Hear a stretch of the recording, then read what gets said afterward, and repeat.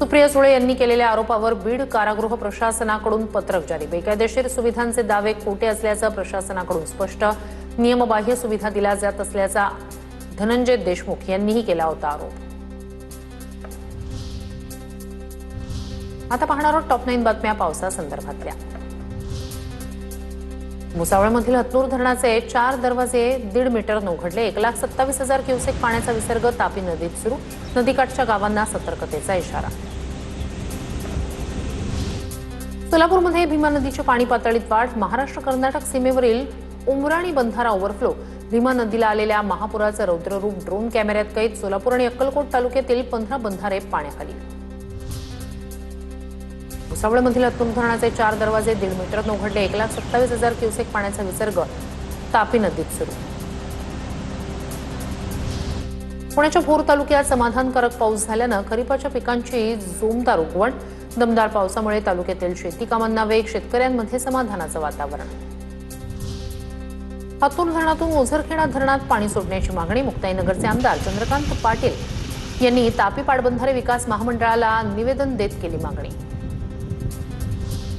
जळगावमध्ये ढगफुटी सदृश पावसामुळे अनेक बहाळ रथाचे आणि कळमंडू परिसरात नुकसान।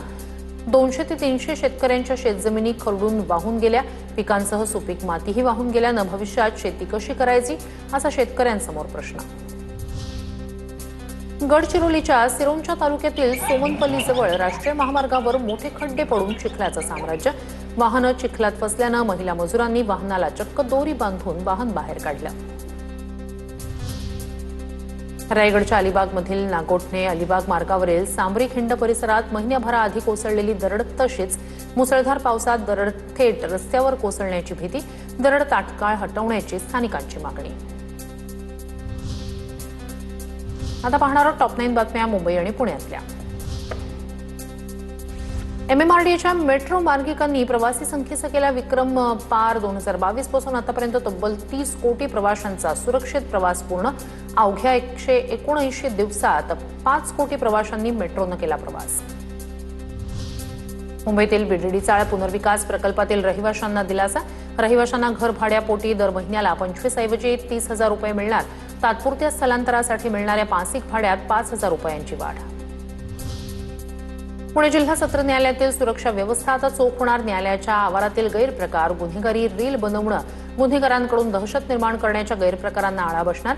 पुणे पोलीस आयुक्तांच्या स्पष्ट सूचना। पिंपरी चिंचवड महापालिकेचा खड्डे बुजवल्याचा दावा बनला चेष्टेचा विषय। पालिकेनं खड्डे डांबरानं न बुजवता चक्क मुरुम माती आणि खडी टाकून भरल्याचं वास्तव समोर। खड्ड्यात भरलेल्या मुरुम मातीमुळे दुचाकींचा अपघात होण्याची भीती। पुण्यातील ससून रुग्णालयाच्या विस्तारासाठी जागा द्या। रुग्णालयाचा जिल्हा प्रशासनाला प्रस्ताव। मोठं मल्टीस्पेशालिटी हॉस्पिटल बांधण्यासाठी जागा आवश्यक। रुग्णालय प्रशासनाचं स्पष्टीकरण। पुणे शहराला पाणी पुरवठा करणारी 4ही धरणं भरली।